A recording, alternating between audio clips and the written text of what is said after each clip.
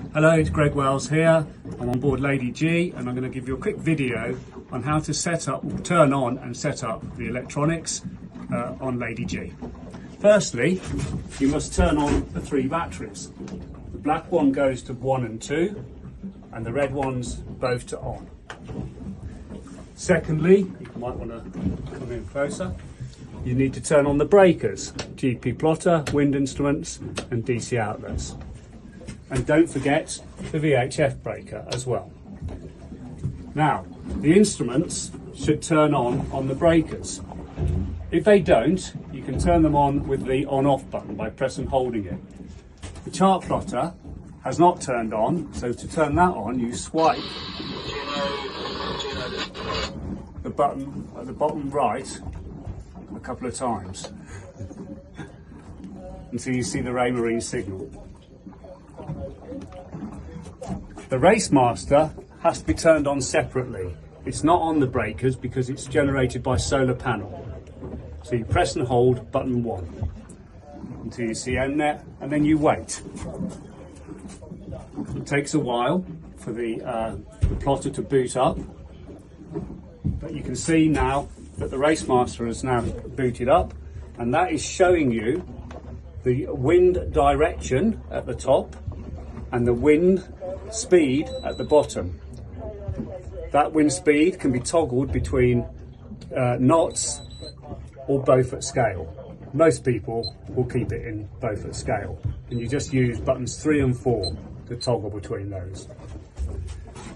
When the messages come up on the plotter, just say OK to all the info messages or warning messages that come up, and eventually the plotter is now searching for GPS satellites. It does take a while because the GPS is in here and it's under a roof and GPS needs line of sight, but you can now see when the boat appears and the true wind direction and speed has appeared, we now have GPS.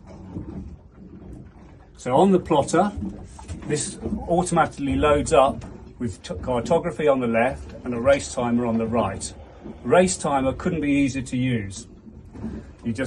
First thing you have to do, the orange border is the live panel. So at the moment, if I touch the screen, it would refer to the chart plotter.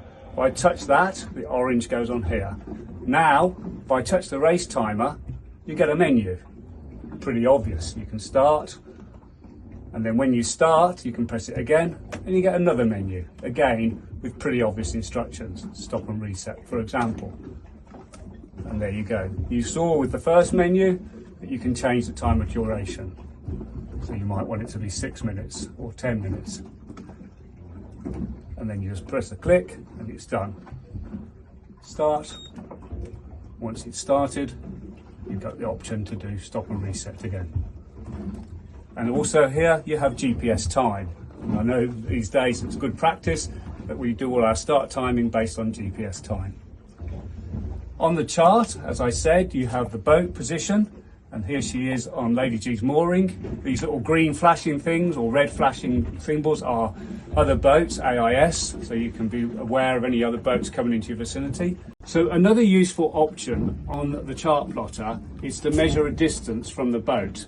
So to do that, I can just press and hold the screen, go into more options, and select the measure function. In this case, I want to measure from the boat. And then I can sort of scroll around and tap where I want that measure to be. And when I'm happy with it, I just press and hold, and then exit, and keep that measurement. Now I've got this measurement, in this case of 1.4 miles from the boat, and then I can even easily drop a waypoint on that position by holding base waypoint. I've got the buoy symbol, OK. Now I've got that waypoint position, I can click on the waypoint and it gives me my,